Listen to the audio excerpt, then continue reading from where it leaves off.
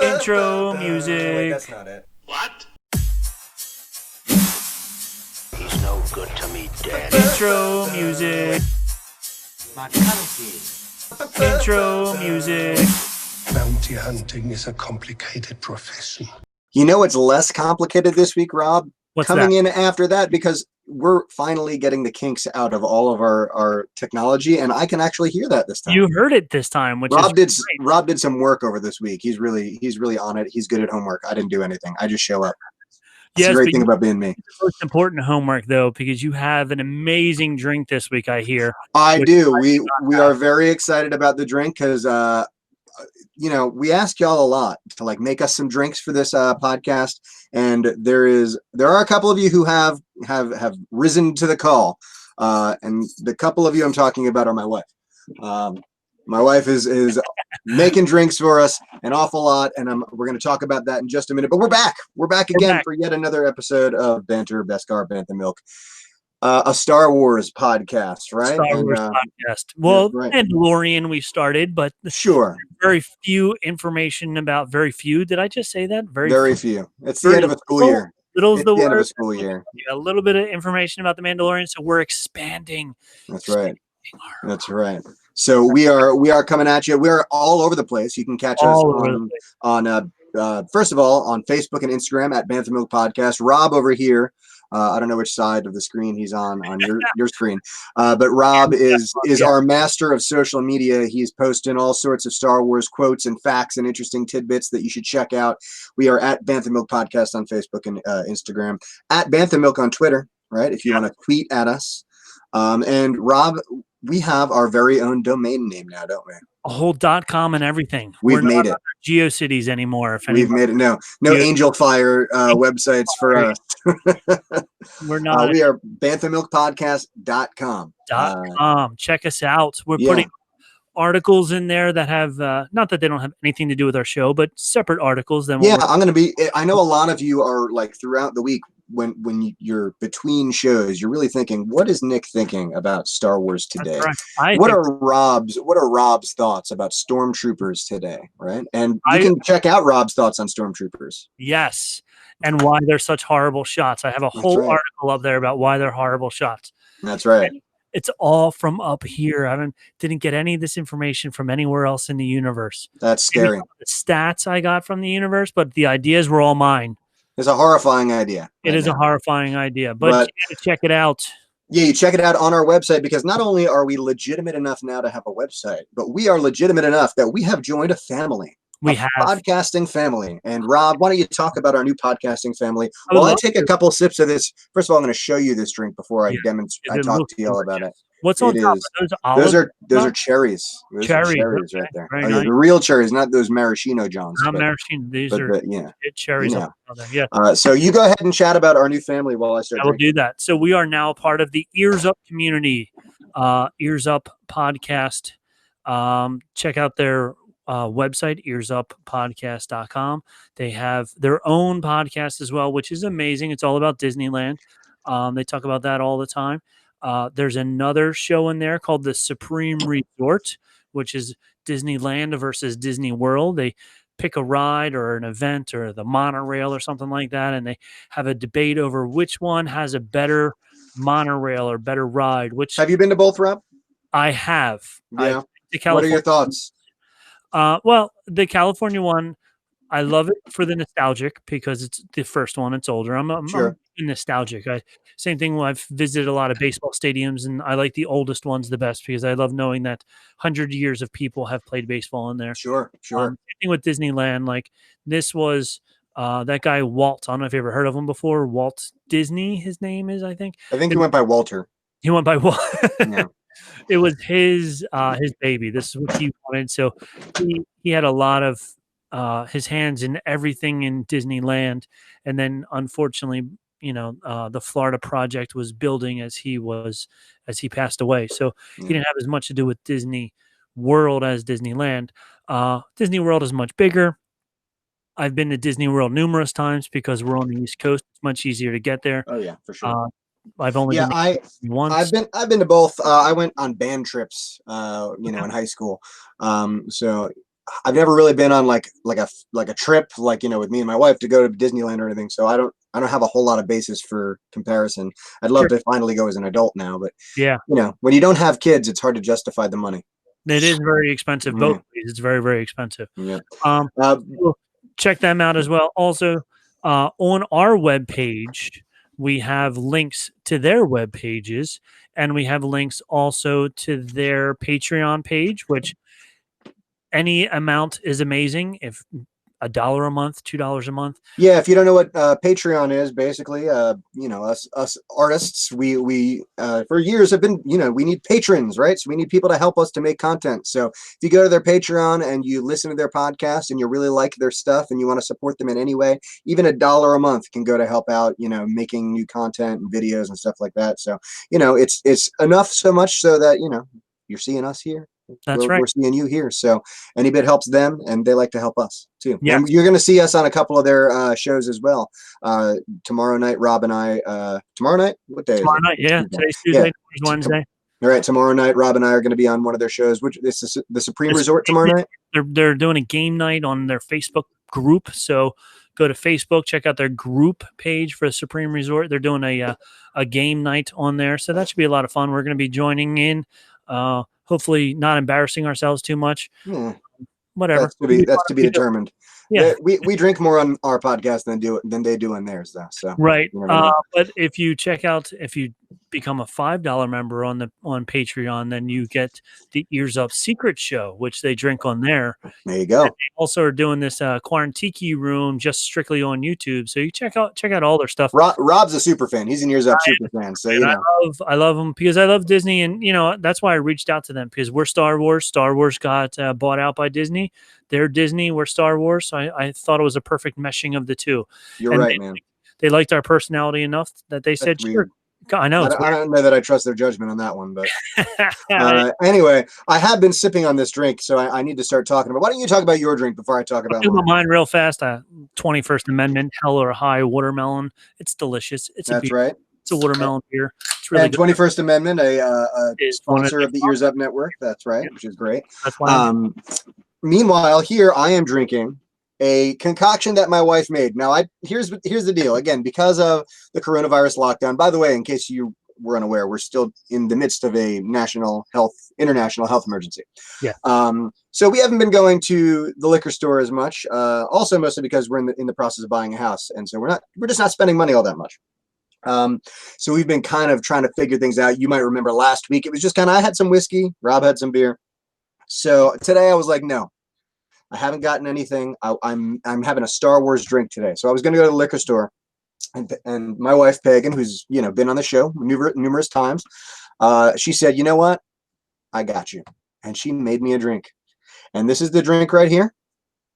It is called the Meesarono Binks. Meesarono Binks, right? So you all know one of the most powerful Sith Lords of all time is Darth Jar Jar, of course. Jar Jar. And so this is an homage to his Dark Lordiness, Jar Jar Binks, the Meesarono Binks cocktail. The drink is better than a Jar Jar ranking. It 100% is. Now, I don't know that we can give it an official ranking until Rob gets his say in it, but I will give you my 2 cents on it. Yeah, our official rating. Yeah, it'll have an asterisk next to it. Yeah. Also, as do all of them. Yeah.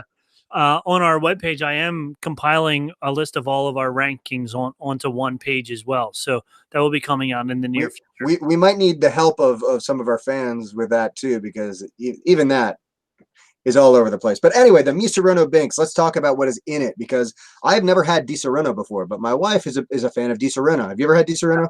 No, sir. All right. So it's an amaretto. Right? Okay. I guess that's an almond liqueur. Who knew? So this is 3 ounces of pineapple juice with 2 ounces of tequila, an ounce of amaretto, an ounce of lime juice, and 2 ounces of club soda. All right, and it's garnished with cherry. Right, and she actually did all nice, and she garnished the rim with sugar. Very nice. And I will tell you, I'm going to take another sip here because we have to do that, right? If you check out our Instagram, you can see a nice picture with Rob's beautiful face in the background. Yeah, Nick did a sneak picture of me in the background, looking very determined to get something accomplished. That's right. Now, I told Pagan this earlier, and she was very shocked. I might have to have them back to back because I think I like this more than the Whistling Bluebird. Wow. Yeah. Wow. It is really, really tasty. It is very easy to drink. It is very smooth. It's just like the right amount of sweet to that, that boozy kind of kick in the back. I'm gonna throw this up there at Baby Yoda territory. My wife's over here letting it in. You heard it here first, folks. The very right first here. Baby That's Yoda. right. The very second Baby Yoda. Oh, the second Baby Yoda. Both of them. It's the first Baby Yoda since the first Baby Yoda. First Baby Yoda, yes. So Rob is going to have to corroborate. Maybe Rob will have slightly less rose-colored glasses because he's not married to the person who made it. But I think this is fantastic. That's and I think Rob would really like this. Rob, this does not taste boozy. Okay, because you know how I feel. I don't like overly boozy drinks. I do know that. That would be a great one. So, we're going to have to put an asterisk next to it for now because it's only a one-sided judgment. But maybe if this is ever lifted and we're able to get back together here in Bantam Milk headquarters, and then we'll have to try it again and see if that ranking stays the same. Maybe we should, just to save ink, maybe we should only put asterisks next to the drinks that don't have any irregularities. You know what I mean? Just the 2 or 3 that were straightforward, like the giggling Yoda. The giggling Yoda does not need an asterisk. No, that was terrible. Terrible. Do not try, will not drink ever again. And the best part was when we looked it up, it even said, "Don't drink this." Yep, it sure did. We're going to do it. We had our warning. I was like, nah, it doesn't look bad. These all sound really good. No. These sound delicious. Yeah, if you've been listening since the beginning, I think the Giggling Yoda was our second or third one. Yeah. So I think our first one was the Bantha Milk, and then we did the Qui-Gon Gin and Tonic. No, before that we also did the Greedo's Last. Oh, that's right, the Greedo's Last Shot. That's right. The first we had the green drink. That's right. So anyway, don't try the Giggling Yoda. That's not a good one. Yeah, not good. Well, this one, I'm gonna cheers to my wife who has given us some great drinks. Yes, she has. 2 wonderful. We would love it if you would do the same. Now, I mean, this wasn't that complicated. My wife found a good Meesarono drink and she put her own twist on it. She threw in some club soda, some pineapple juice, and what's that? I based it on an Italian margarita. She based it on an Italian margarita, says there we go. Right? Look at that. So we want you to do the same. Send us an email at banthamilkpodcast@gmail.com. Tell us, hey man, I made this drink. It's killer. It will totally beat your wife's, and I will drink it. And if it's better than hers, I will tell it to her in her face. What? You heard me. That's right. I will drink it in front of her and say, this is better than yours. Oh, no. And then Nick will be sleeping on my sofa. That's right. Oh boy. So yeah, the Meesarono Binks. Give it a try. Well, and here's the other secret. For those of you, if you can't find a true Star Wars drink, just be punny. Find a drink and then be punny with it, and then send us a punny name, and then bam, suddenly a Star Wars drink. We're a big fan of puns. We're teachers. We like words. We like playing with words. Mm-hmm. That's right. All right. So we are going to go into a slightly altered version of a now weekly. It started last week, so since we're doing it for a second week in a row, I'm gonna call it Now Weekly. We do have a fun new segment. What is that segment, Rob? Here we go. Jedi of the Week. We're gonna have to work on the timing of that, man. Well, it's gonna have to be a little quicker than that. Let's try it again. Ready? So we've got this. There's a 3-second delay, so we can talk for like 3 seconds. 3, 2. So what do we have? One more time. Ready? All right. So here's our new thing coming at you now. Jedi of the Week. There we go. All right, but here's a twist this week, right? Yeah. You might remember last week we had our Jedi of the Week. Do you remember who the Jedi of the Week was last week? It was the Mandalorian Jedi. What was his name? He was the first one to have the dark saber, but I forget what his name was. That's okay. I forgive you. Thank you. It's so he was House Vizsla. Yeah. Right? He created the dark saber, Tar Vizsla. Tar Vizsla, right? There we go. So that was our first Jedi of the week. This week, we're going to do a little alteration. We're going to talk about the Sith of the week, right? We're going to go back and forth. I know I have friends out there who listen to this who want to talk about different Sith. I mean, Jedi, whatever. But I know there are my friends out there who have very distinct feelings about Sith. So if you have a Jedi or a Sith that you want me to talk about and you have information about, send me their name. Send me the info. I will include it on here. If I miss info that you think is important to put in here, let me know. But we're going to talk about probably the most important Sith that we know about. Certainly Dark Jar. the most power. That's right. Darth Jar Jar, of course. No. So we are going to talk about Sheev, our boy Sheev Palpatine, otherwise known as Darth Sidious. Yeah. Right. So I love Sheev. You love Sheev. Everybody loves Sheev for Emperor. Right. If you didn't catch that historical reference right there, that was a Dwight Eisenhower reference. Right. How many years ago was Dwight Eisenhower? I don't even know. What? About 6. 6 or 7 6 or 7 years ago. At least 6 or 7 years ago, yeah. Oh boy. But one of his campaign ads was, I like Mike, you like Mike, or Ike rather. Everybody likes Ike for president, Ike. right? That was your daily history Mike tidbit of the day. really different. That was this Hey guy, Mikey, he likes it. yeah, and this other guy, Michael Jordan. I don't All know right, if that guy. before, yeah, He was like 8 or 9 years ago. yes. So Sheev Palpatine, Darth Sidious. Here's the thing: he was born on Naboo, our favorite place, because we were introduced to it in the Phantom Menace. We all love the Phantom Menace. But there is a book. There is a book about a dude called Darth Plagueis. It's called Darth Plagueis. That's the name of the book. If you've watched Revenge of the Sith, you know that Darth Plagueis is talked about by Sheev Palpatine, right? And he kind of hints at the fact that he was his master because he was, right? So you have this book called Plagueis, and it kind of shows the before, the during, and the after of when this all happened. Now, this book is not canon anymore, which is a huge drag because it's like probably it's most of people's favorite books out there for Star Wars. Maybe not most people's, but it is high on the list. It's written really well. I have a problem with a lot of Star Wars books because a lot of them are aimed at a younger audience than us, than, the nerdy 30, 40 something year olds, just, who like Star Wars. But this one has definitely a mature tone to it. And like, it's pretty twisted, right? Some parts of it are pretty twisted. Like, when Darth Sidious kills his entire family using the Force. Right? So, spoiler alert, he doesn't turn out to be a very good guy. If you're going to kill your whole family, I'm pretty sure you're not going to be a good guy, but, whatever. Yeah. So this Darth Plagueis, Higo Damask was his name. He was like this Mun. If you remember the banking clan from one of them, they had the big long heads. He was called by Darth Tyrannus, Count Dooku called Darth Sidious a black hole in the dark side, which is pretty cool because he's like known as like the most powerful Sith ever.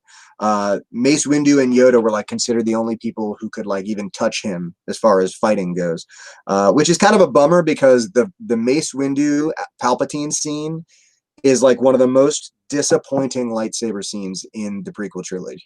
Mm-hmm. It's like you made Yoda and Saruman have this great epic lightsaber battle, but like Samuel L. Jackson can't like do a couple flips and stuff. They literally just seemed like it almost reminded me of A New Hope. You know what I mean? The original when Darth Vader was fighting with just one hand and just yeah. So that was kind of a letdown because like, now I think they're really leaning into making sure that everything's pristine and we see, so like, I feel like if that same movie were made today, we would get a much different experience. Sure. We could really see the kind of that power.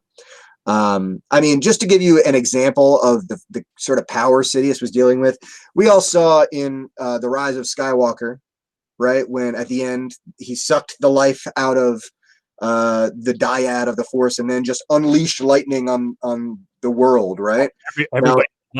Yeah. Now everyone's like, a lot of people are like, what? That's crazy. Like, he can suddenly destroy, but that's actually not crazy because in the legends before canon, he had this thing that he did called Force Storm, right? Where he could literally destroy an entire planet using the Force and creating a storm, right? So it's kind of cool that they used that in this new movie. Maybe they didn't like say this is Force Storm, but it certainly had to have taken some of its stuff from legends, I would have to assume. Sure. That's my guess. Okay. But anyway, I think Darth Sidious is probably my favorite Wikipedia hole to go down, because you can go down if you never go on Wikipedia, you gotta because there's like a canon version and a Legends version Right.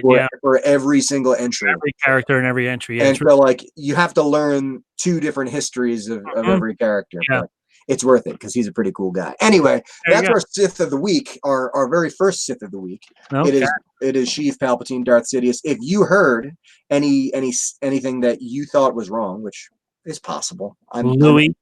Louis. I texted Louis. Louis, if you're out there, check your text messages. Yeah, but come on, man. On the show, Louis, to fact check us live, but no, I don't think Louis fact checks us all that much, does he? He's our fact checker.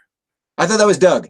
Oh, Doug's our fact. Doug fact checks us. Right, we want Louis. Doug on the show too. Doug, if you listen to this, we want to have you on the show too. Yeah.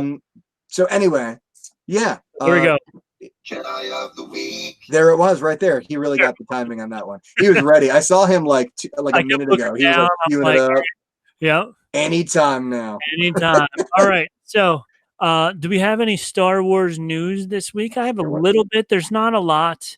John Boyega was really cool this week. A big speech he gave about Black Lives Matter, which was awesome. But then also, in an article I read about him, he says he's done with Star Wars and he wasn't a big fan, and he only did the last movie for a paycheck. Did you hear about that? I didn't hear that, but I have heard some things that make me believe that it makes me sad, honestly, because I think it's the same thing with Rose Tico. I think it's the same thing with Daisy Ridley has said it too after the movies, that like there's so much vitriol that comes from the fan base that and I think the internet has done it. And I say all the time that I think the internet is the worst and best thing that ever happened to the world. Oh yeah. Because people, for whatever reason, when they're on the internet, forget that people they're talking to are also humans. Yeah. And Rose Tico, forget about it. She got I think she deleted her Instagram page. After the rise of, or the Force Awakens. Not the Force Awakens. What's the second one? I always mess them up. What was the second one? Force Awakens. Then the one that everyone tries to forget. What's that one? Right. Which you forgot. Right. Not the Rise of Skywalker. No, because that's the Last Jedi, right? Last Jedi. Boy, that's bad, man. I really should have known that. Anyway, after the Last Jedi, she had to delete her Instagram, not only because people didn't like her character, but because people didn't like her character, that I guess meant people had to be racist to idiots about it, which was and be rude and mean to her and everything like that. Yeah. It's ridiculous. Yeah, which is such a bummer. And I don't know. I think it makes good actors fear to do a Star Wars movie because they see what the fan base is like. And that's why I'm glad that Dave Filoni has the reins right now, because he's doing everything right. And he's doing it in a way that I think most of the fan base is going to get on board with, because he seems genuine. Yeah. And even John, the same way, both of them. John Favreau, yeah. But if they were to put out something that people didn't like, would they then turn on them? They put out so much great stuff so far, I don't know. It's a bummer. I wish people, if you're listening to this podcast and you're one of those people who I don't know, goes on people's Instagram pages and tells them that they suck. Cut it out. And it's stupid. It is stupid. And they don't need that. Whatever. But the other big news, not even big news, whatever, is that Mandalorian Part 2 is still coming out, or Season 2 is still coming out in October. Oh, is it all done being filmed? They apparently filmed it all before the lockdown, and they've just been able to do all the edits and special effects and all that stuff during the lockdown. So John Favreau has said over and over again that mid-October, somewhere in October, is when it's still coming out. So and then on the same note, I keep reading articles about the Obi-Wan series is not dead. Okay. But they're not doing anything with it, basically, is what's happening right now. There's some scripts out there.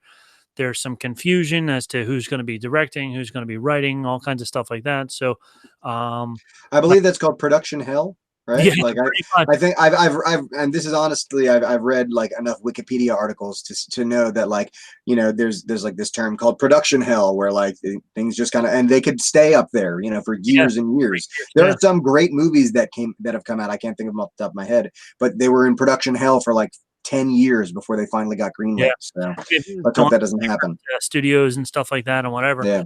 But yeah, so the Obi-Wan series is still coming out sometime. They're still talking about it. They have Ewan McGregor said he read the original scripts and they were awesome, but then there were supposedly rewrites and this and that and who's and blah. Do we know does Filoni have anything to do with that project? He does not, but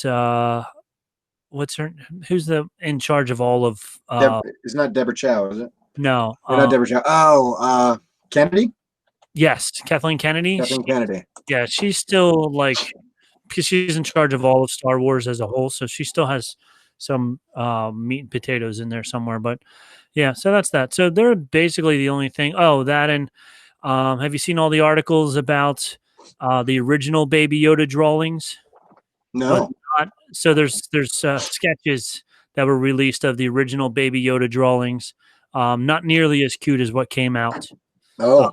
So they went. It was more like pudgier. Like 800-year-old Yoda has the gray hairs on top of his head that are like sure crinkly gray hairs, whatever.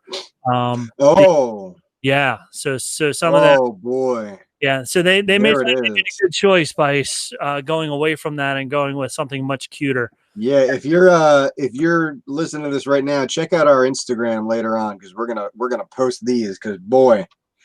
I am glad they did not go. I feel like part of the Mandalorian success they owe to the aesthetics of Baby Yoda. Oh, 100%. So let's just be glad they didn't go with that. Oof. While you're doing that, look up Baby Darth Maul. There was a person who drew images of a baby Darth Maul based off of Baby Yoda. Oh boy. That is adorable. Yeah, so he's super cute. He's got the little horns like Darth Maul, but he's got the big ears like. Yeah, why does he have the big ears? The big ears and the big eyes like Baby Yoda, but then he's got a double lightsaber. Yeah, so that's awesome. So that's the most of the news that I've been reading about this week. It's been pretty quiet. I think with everything being shut down, there's really not much that they're able to do right now. So what we are going to do, there was an article from Screen Rant. Star Wars, The Rise of Skywalker, which we've talked about this numerous times, including when we did our rundown of all 9 movies or 11 movies, our ranking and stuff like that. We talked about how there was no overall plot between Force Awakens, Last Jedi, and Rise of Skywalker. Right, an overarching plan. Right, and so this article, there's 10 plot points from The Last Jedi that Jj Abrams ignored. And we've talked about a lot of these about how, he just said, I'm not even going with that. I'm going with something else. So one of them, and this is another thing that rumor, I'm not going to say this is happening, but there's a rumor out there. Our good friend Rian Johnson is apparently signed on to do a new Star Wars movie. Rian Johnson. Right. Rian, R-I-A, Rian Johnson. Interesting. Not the Taika Waititi trilogy. I lost my power cord for my MacBook, so I need to try and find that in a second. Not the Taika Waititi trilogy, but just a single film. And supposedly it's going to be based off of your favorite character that was completely ignored, Broom Boy. Wow. All right. Interesting. Is that something that came up in ignored plot points? No, this is something completely separate. Because that is absolutely an ignored plot point, that Broom Boy. I guess you could just say it's literally just a breadcrumb of, there's other people out there, but why put it there if we're not going to see some new Force wielders in the next movie? Exactly. Right. So, yeah, that bummed me out. That did bum me out for sure. This Rian Johnson movie is supposed to take place in the future, possibly Rey's teaching a whole bunch of younglings about the Force and stuff like that. It was all speculation, but Ryan Johnson apparently is signed on to do a single Star Wars movie. So that will be interesting if that I is. don't know that I would mind Ryan Johnson doing a standalone Star Wars movie. Right. It's just that it just didn't fit. Like what he did not work with, it didn't set up. I don't know. Maybe it set something up in his own mind, but it clearly wasn't what was set up to happen. Right. You know what I mean? It's like if he was doing the second and third movie, it'd be one thing. All right, you gave me this. I don't like what you gave me. So to set me up for the next movie, I'll do this. But why take it a completely different direction I don't know. Yeah. I'm not a filmmaker. No, I me just either. like Star Wars movies. I like Star Wars movies. So that's that. So supposedly he may be doing that. So number 10 is Rey's parentage. After Jj Abrams, The Force Awakens sparked an unnecessary debate among Star Wars fans over Rey's parentages. Ryan Johnson was expected to provide answers in The Last Jedi. Through Kylo Ren, he revealed that Rey's parents were simply nobodies. It might not have been as fun as revealing her to be Obi-Wan's niece or something, but it stuck to Johnson's ongoing thesis that anybody in the galaxy far, far away can be a powerful, Force-sensitive Jedi. However, fans weren't happy with Rey's parents being nobodies, and Abrams retooled her to be Palpatine's granddaughter. So that's the first of 10, facts. All right. That's, so, I guess I get what Ryan Johnson was doing, but it was dumb. Right. I mean, there was very clearly things set up in The Force Awakens that indicate that Rey was not nobody. Right. Kylo Ren's reaction, and I've talked about this on this podcast before, when he finds out that a girl got away on the Millennium Falcon, he got really angry. Like that was not just like, I don't know, that was planned. There was a plan for what she was supposed to be and where she was supposed to come from that I think Ryan just decided, nah.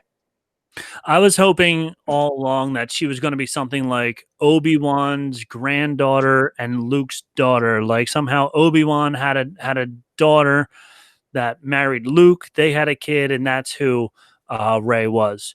But the fact that she went from a nobody then into Palpatine's whatever was a twist. Yeah, it's a strange one. So here's the other one. You were just talking about this a little bit. Rose Tico being an actual character. When he was asked which of Ryan Johnson's creative decisions he was most grateful for, Jj Abrams named the casting of Kelly Marie Tran as Rose Tico.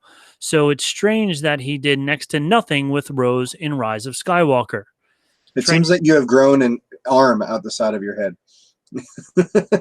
Yes, I have children behind me now because I had a power cord for my MacBook. It disappeared, and now I have to get them to bring it back to me so that this doesn't die on me while we're doing this. So that's where the arm and everything came from. So we're getting that back. Okay. So it's strange that he did nothing with her in Rise of Skywalker.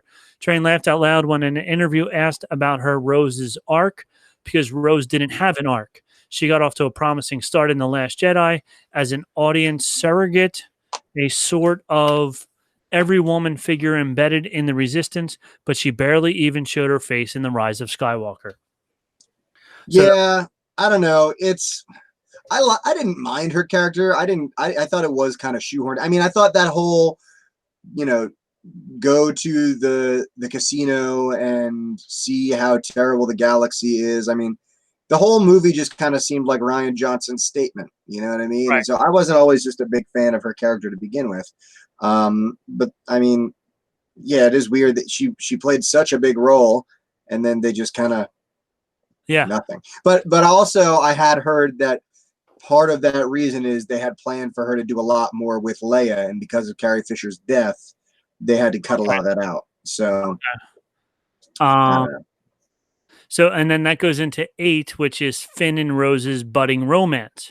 Now, I just rewatched The Force Awakens this past week, and Finn cracked me up because I feel like the first girl he meets after leaving the stormtroopers, and I don't know if like stormtroopers are allowed to marry or anything like that, or I'm even going to go ahead and guess probably not. take their helmets off or anything. I mean, they were always, they always had their helmets on or whatever. So the first girl that he meets is Rey, and he's like starstruck. He's like, oh, a girl. Oh my goodness. Yeah. And then the second girl he meets. Although there are female stormtroopers, right? Right. So, I mean, but maybe he doesn't even know that because they never take their helmets off. We don't know. Yeah. So who knows? They could be very Mandalorian in their ways. You don't know. I know, right? Yeah. This is the way. So then the second girl that he meets is Rose. So he can't have Rey because she obviously wants nothing to do with him. So then suddenly he's like, oh, Finn and Rose's budding romance. So in addition to not giving Rose anything to do on her own, Abrams also neglected to develop her burgeoning, thank you, romance with Finn, which took up a big chunk of The Last Jedi, which is what you were just talking about. At the end of Johnson's movie, Rose stopped Finn from completing a suicide mission that would buy the Resistance some time to escape, but also kill him. Then they kissed. So then he goes, Rey, a girl. Rose. No. He didn't say it like that. He screamed it into the sky, directly into the camera. Oh man! Sometimes I just want to know how much he got paid per Rey. Rey that he yelled. Let's just make that. I also want to say, like in The Force Awakens, his Rey was much more manly and deeply like Rey. Yeah. By the third one, he was like Rey. I mean, his throat probably hurt. It probably did from screaming Rey so many times. Right. So he was like, oh well, Rey doesn't want me, so then I'm going to go to Rose. I'm going to kiss Rose, and then in the third movie, I'm going to try and get the girl that doesn't want me again. That's fine. Okay, so this number 7. Number 7, Kylo Ren destroying his mask. Now this is a good one. I really like this. Yeah. In The Force Awakens, Ben Solo hid his vulnerability under his mask, which I like that because you could tell he was very vulnerable. And again, as we've said on this podcast many times, I think that Adam Driver was probably the best part of the sequel trilogy. Yeah, he did such a good job. And in The Force Awakens, every time he was angry, stand back because everything is getting destroyed. You know, terminals, spaceships, whatever it is, he's pulling out his lightsaber and he's causing havoc. I understand that feeling. I really do. Oh, totally. I've been there. Yes, I agree 100%. In The Last Jedi, he became the supreme leader after killing Snoke, which gave him confidence to destroy his mask and present himself to the world. By the time The Rise of Skywalker begins, however, he put his mask back together and began hiding behind it again. So that's number 7, why he felt that he had to, he got strong, powerful, confident, and then he went back to not being confident in himself again. Yeah. And somehow he managed to stitch all the helmet together with nice, pretty red glue. With red glue. It was nice. And I like what's the traitor in the last one? What's his name? Hux. Hux. He's like, nice job on the mask or something like that. Well, I think Hux was kind of, I don't know if they bring up Hux in this list, but I think Hux was underused because I think he was awesome in the first movie. Like he reminded me of Grand Moff Tarkin.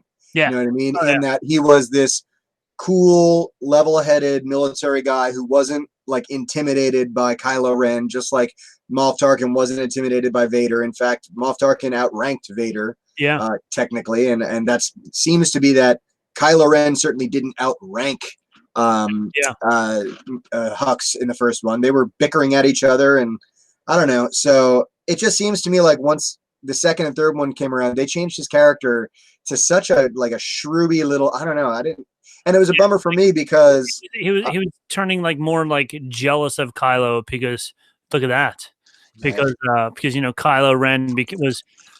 The fact that he was, Force powerful, he was now the favorite son.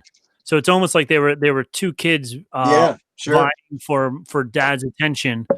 And since Hux wasn't Force sensitive, he was now the second favorite son, and it was like making him a whiny little not as cool guy as he was. Yeah. And I'll tell you, I'm a big fan because I'm a big Harry Potter fan. Okay. You know, so, and he was Bill Weasley in Harry Potter. So I was like, there's my boy Bill. Yeah. And then they did him wrong. They did him wrong. They did my boy wrong.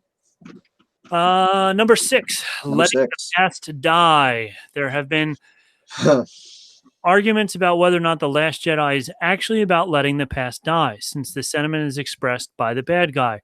But Yoda sums up the movie's theme pretty well when he tells Luke that he has to be able to let the past go without destroying it. However, none of this thematic discussion made it into The Rise of Skywalker, a movie that relied on fans nostalgic for the past and shamelessly as the first time Jj Abrams tried to make a Star Wars movie. So, you know, in 8, they let the past die, and then in 9, they go, no, we're not going to go that angle. We're going to bring it all back. I mean, but the past is cool. There was cool. They did cool stuff in the past. Don't let the past die. And you know, I think, again, I keep saying we said it here because I feel like I'm a broken record. But I like the idea of standalone movies and standalone series that have nothing to do with, you know, the big people. But these are characters that we have followed because we love them. They've been around for 40 some odd years now. Luke, Leia, Han, like, I get that Ryan's thing was, oh, let the past die, and now we've got these new ones. That's great. Yeah. Do that in your own movie. I wanted to see Luke like a Rogue One, you know, or I wanted to see Luke lightsaber battle the Emperor at the end of this. You know what I mean? Like old Luke and old Emperor. Like you know in when you first did you watch the Harry Potter movies? Oh yeah. Mm-hmm. You know the first time you see Dumbledore and Voldemort square off in the Goblet of Fire. Mm-hmm. I wasn't that old when that movie came out, and I mean I'm a nerd obviously, but man, I lost it. Seeing that on like just on the screen was wild to me. Yeah. It's like the two big ones, you know what I mean? And so I wanted to see, you know, Master Jedi Luke in all of his splendor and, you know, the big bad Emperor, like at the very end of it all showing down, you know what I mean? Yeah. But we didn't get to see that, which is kind of a bummer. But the past is cool. I like the past. You saw, by the way, that video. We should post that on our Facebook. There's this video going around of the ending of the Rise of Skywalker where, you know, I am all the Sith and I am all the Jedi. But they superimpose the Force ghosts of Anakin and Luke and Yoda and Obi-Wan. And it added a lot. It was so cool. We got to add. Saw like the Force ghosts were like even using their hands and helping. Yeah, yeah, and it made the whole I am all the Jedi thing like make more sense. You're not all the Jedi, but all the Jedi are with you. And you know they set it up with Luke catching the lightsaber and with Yoda destroying the tree. Like they set it up with them being able to interact with the physical world. Right. That would have been such a cool thing to see. I like that we heard their voices, but it would have been nice to see them manifesting physically. Yeah. And then when he's boasting about I am all the Sith and there's no one behind him. Right. And they're talking about I am all the Jedi and they all show up, that could have that big, powerful moment. You know what I mean? Yeah. I don't know. I'm not a filmmaker, but I feel like this is something who is a filmmaker. They might have thought of that. They should have thought of that. Yeah. And the fact that this other person, this random guy did think of it and did put it together, which made it even more powerful, made it awesome. Right. I was like, that, as they say, is the tea. That's right. Mm-hmm. Number 5, Poe learning to be a leader. Yeah, what happened to that? What happened to that? The whole second movie. Throughout The Last Jedi, Poe butted heads with Holdo before realizing she had a plan to save everybody with a suicide mission. Okay, she could have just told everyone her plan instead of making them think they were going to die, but that's the decision she made, and it made him learn how to be a competent leader. In The Rise of Skywalker, after all the stuff is thrown out the window in favor of filling in a backstory involving a love interest and a history as a spice runner, it was a sharp left turn in Poe's arc that didn't line up with his previous development. Yeah, like all three movies. Like you had movie 1 where he's the hotshot pilot. Right. And after that movie, I went, oh, for sure they're going to make him a Jedi. Because how could anyone who's not more sensitive be able to do that? Yeah. Number 2 comes around and he's like, it's all of a sudden we're in Top Gun and he's the cocky pilot. He's the Tom Cruise. Yeah. and then and he has to get knocked down a peg. And then comes the third one, and all of a sudden he's baby Han Solo running Spice with his helmeted girlfriend who wants to kill him. Who wants to kill him? Who's mad at him because he walked out on her one night, right? whatever. Like it's like, just yeah. Like know, his character went through 3 different variations of a person, which is a bummer because he's a great actor and he did a great job. It just seems like they did not have a good plan. Again, this all could have been avoided if they had a plan. And in the third one, they just called him General, like, oh, General, like, like, come on. Like, I guess he's a general now. He's a general now, like he's a general spice runner, but yeah. He is the model of a modern major general. Sorry, I'm not going to go into Pirates of Penzance right now. There you go. Number 4, Rey accepting who she is, which is also whatever. Throughout The Last Jedi, as Rey tried to figure out who her parents were, to have some people to attach her identity to, she came to accept herself for herself. She was content to just be Rey. Then there was this weird thread running through The Rise of Skywalker, which drove me insane. I hated this part of Rise of Skywalker, where passersby inorganically asked Rey about her surname out of the blue. Like, I don't walk up to you and go, Nick, what's your last name? Nick who? But it's like, it's not even that. It's like, I don't know. It's like if I were like walking on the beach. Right. And I met a random person and I were, I'm a friendly guy. Yeah, I want to start up a conversation. And I'm like, what's your name? And they're like, oh, I'm Steve. Good to meet you. And I'm like, Steve who? What's your last name? Why do I get Steve? What are you, an idiot? Like, yeah. Yeah. But how about mind your business, lady? We're in the middle of a desert. Who are you? Yeah. Who are you? Yeah. Oh, yeah, that drove me insane. I hated the fact that it was like 3 or 4 times in the movie that they said, what's your last name? I don't have a last name. And she didn't have an Well, that's almost as bad as what's your last name? Who are your people? I don't have any people. I don't have any people. Yeah. Solo. No. That was awful. No. Awful. No. Look at me, filmmaker. That's a bad filmmaker. Don't do that anymore. That's bad writing. You got to spend more than 3 minutes coming up with how his last name became. Oh, boy. I bet the guy who wrote that line felt real good about it too. I know. He's like, he wrote it. He dotted the I's and crossed the D's. He wrote that period and he went. He went into the meeting and goes, okay, I've been thinking about this all weekend. That's it. I was in the shower last night. I had a shower beer. I had an epiphany. This is it. All right, ready? Think about it. Han Solo goes to check into the to whatever office he was going to. I don't know. It was the military. He was joining the military. He was enlisting. Yes, he was enlisting. That's who he was talking to the guy. And he says, what's your name? And he says, Han. And they go, what's your last name? Or what's your people? And he goes, I don't know. And the guy goes, Solo. Boom. You know what I bet it is? I bet that guy had that idea and he said, Han, wait for it. Wait for it.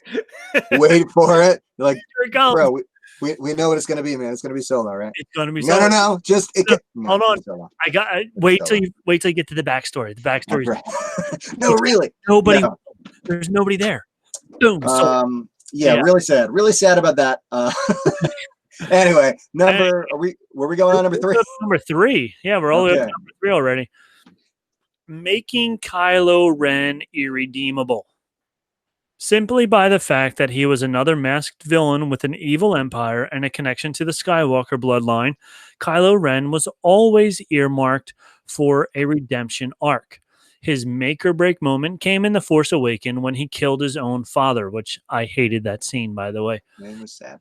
After that scene telegraphed that Ben Solo was irredeemable. Boom. You killed Han Solo. Speaking of Han Solo, nobody likes you anymore, which would have been a nice twist on the trope that Vader's redemption started in the first place. The Last Jedi hammered it home with another make-or-break moment on Crate. Colin Trevorrow's original script for Episode 9 would have ended with Ben's redemption, which would have lined up with The Last Jedi. But Jj Abrams decided to instead please Reylo shippers with an redemption arc. So Reylo shippers, for those of you who might be of the boomer persuasion, I don't know. Reylo is the Kylo and Rey thing, like combining the two of them together. It's like it's a Roy and Pam. It's a Ram thing, right? Yeah. And then they wanted to ship them. I just learned about this. Apparently, shipping them means they wanted to put them in a relationship. Oh yes, I didn't know that. I'm getting old. There you go. Look at that. You're not hip anymore. Nope. So yeah. So instead of letting him be the bad guy, they decided to put them into a relationship together, which goes back to Finn, where he, him and Rey. He sees Rey. Oh, I love Rey, and then at the end of that, and then by the third one, he's back to loving Rey again, and then she doesn't love him. She loves Kylo. Blah blah blah. Whatever. Stupid. Yeah, wasn't a fan. Nope. Number 2, Luke's cynicism towards the Jedi Order. This one might have been for the best because even Mark Hamill objected to the changes Rian Johnson made to the Luke Skywalker in The Last Jedi. Yeah, he wasn't quiet about it. He tweeted about it. He wasn't a huge fan of it. In Johnson's film, Luke wanted to kill the Jedi Order. He was bitter after saving it once before and being betrayed by another evil family member, sending the galaxy back to square one. In Rise of Skywalker, all of a sudden, he was encouraging Rey to follow in his footsteps.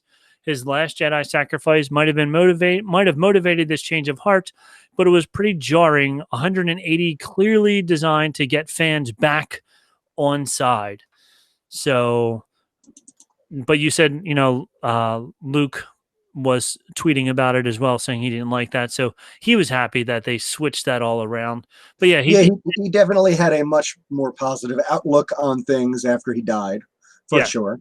Yeah. The clarity of death, really focused him. Really brought him back around. He was like, there was a lot of hubbub about Luke, going into seclusion and stuff, and I think it was dumb too. But there are some people who are like, oh, Luke would never like go that close to to pulling a lightsaber on a kid. That's crazy. But like, I think the point of the dark side is that it makes you do things that you wouldn't do. Right. And like Anakin would never kill a bunch of younglings, I bet, but he did. But he did. Know what I mean? And like the dark side isn't just I'm a bad guy. The dark side is you get to the dark side by what? By fear, by anger, and Luke looks in there and he sees death. He's afraid of what he sees. So yeah, it might, in a second, the dark side was like, dude, kill this dude. I don't know. People like put Luke on this pedestal as to be like, he is the Jedi Gandhi, like he can't do anything wrong. You know what I mean? But he was a farm boy who was kind of a whiny brat, and he had a very quick, in a very short amount of time, he had to become, the Grand Master of the Order, and so there was probably a lot of growing pains that went along with that. Yeah. Oh yeah, 100%. That and all the parkour pains too. I mean, we talked about that last time. For sure. A lot of flips around and stuff. And then here we go, number 1, which I didn't want to tell you early on, but number 1 is, of course, Broom Boy. Here it is. Broom Boy. The rise of Skywalker's most glaring disregard for the storytelling in The Last Jedi is its refusal to acknowledge the Broom Boy. In the final scene of The Last Jedi, some slave children on Canto Blike are seen... Canto Blike. Yes. Come on. I'm sorry. Are seen playing with a Luke Skywalker doll before one of them uses the Force to pick up a broom. This was seen as a... Wait, hold on. He was a Luke Skywalker doll? No, some of the kids had a Luke Skywalker doll. Like in that scene? Yes, apparently. Really? I didn't. I'm gonna have to double check that. I did not notice that. We'll have to go back and look. You might have to freeze frame it or something. I guess so. It was like real quick things. So this was seen as a symbol of hope that the Force wasn't just confined to the Skywalker bloodline, which, I mean, we've said that before, but we've also said that these 9 movies were the Skywalker movies. Right. So, and the Jedi Order could live beyond Luke and Rey. Instead of following this up with Rey training a small army of Jedi younglings like many fans expected, Jj Abrams simply ignored it. So that was number one, which was yeah, I definitely was. I mean, there was a time gap, a time jump, and we definitely at least got to see that Rey grew in her powers and things were different. But I was hoping for, a lot bigger of a time jump, a couple years, a Jedi Academy setup of some sort. I don't know. I thought she was going to start going around, recruiting young, because if you follow along in like a lot of the extended stuff, like the video games and in the TV shows, there's a lot of talk about holocrons that have lists of force sensitive children and stuff like that. So it'd be great if they had, gone around and tried to help themselves by. Maybe that's where the Rian Johnson movie will, if it in fact does, it will go back to that again. So we'll have it, then we won't have it, and then we'll be back again, and we'll be back again. That's right. So this article was on Screen Rant's website by Ben Sherlock. Ben Sherlock. So we took your article, Ben. We talked about it. Thanks, buddy, for that. We appreciate that. But yeah, so that was 10 things between episodes 8 and 9 that drastically were different. If you disagree or agree with us, or if you have any other plot points you think that were abandoned, there's a couple places you can let us know. There are a couple places, yeah. Like, I don't know, our Facebook and our Twitter and our Instagram. We are Bantha Milk Podcast on Facebook and on Instagram. We are Bantha Milk on Twitter. You can email us at banthamilkpodcast@gmail.com. Mostly at that, I get a lot of stuff from Patreon and from If This Then That, or whatever, that thing you do with the social media. We don't get a lot of fan interaction there. Send us some emails. Send us drink recipes. This episode right here is called the Meesarono Binks, right? Named after our delightful drink right here. Yes.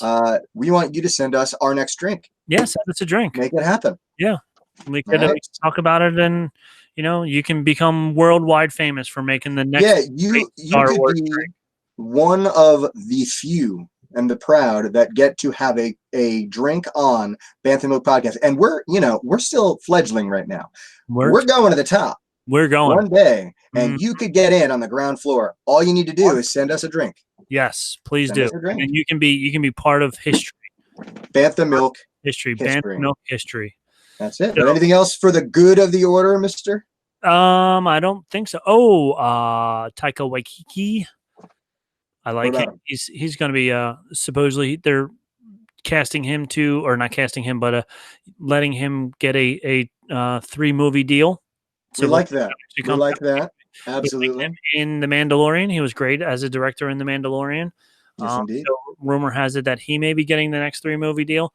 It may be going all the way back, like we said, to the Old Republic. That's right. Yeah, and they did just launch a new era in the Old Republic. I think they're calling it the High Republic now. So it does seem like they might be going back in time and like kind of checking out stuff before the current situation when there were a lot more Jedi around. And this is the part that I like, because it's supposed to take place 800 years ago or so. So we may see another Baby Yoda. Oh yeah, being the actual Baby Yoda, because I want them. I don't want them to do 800 years. I want them to do like 775 years, because I want to see adolescent Yoda. I want to see Padawan Yoda. Right. I want to see a Yoda that isn't like Baby Yoda in The Mandalorian is awesome. The child, his name is. But it's funny if you watch the behind the scenes show on Disney Plus about The Mandalorian, none of them call it the child. They all call it the baby. Yeah. And that's all the actors and the directors and everything like that. So I'm sure John is going nuts, because he's the one that tweeted out the one day about his name is not Baby Yoda, it's the child. It is the child. Yeah. The fact that I'm sure at some point that will be relevant. I'm sure one day we'll go, oh, that's why he didn't say. He said it wasn't Baby Yoda specifically. Yeah. Oh, boy. So it would be good to see a young Yoda that can do damage and not another Baby Yoda, because we don't need another Baby Yoda. We have one of those already. I want to see all the levels of Yoda: Baby Yoda, infant Yoda, toddler Yoda. I want to see a time jump, a 200-year time jump in this movie, where we see Yoda being born, and then we see a 200-year-old Yoda kicking butt. That's right. I dig it. There we go. So. All right. I don't think we have anything else. We got that's all. Again, if you have anything for the good of the order, we want to hear from you. Send us an email. Send us please like us on all of our social media. Share us with your friends if you have nerdy friends. Subscribe. Click that's right. There. Whatever this button is down here, I'm sure there's a button you're supposed to. There's a button. not this one, but no, this no, one. not that one. Yeah, that one over there. Right. Yeah, that one over there. Perfect. But yeah, tell your friends about us. I know you've got nerdy friends who are gonna need something to listen to once we all start driving back to work, right? So that's about it. All of us here at Bantha Milk headquarters in sunny, beautiful New Jersey, we have spoken. We have spoken.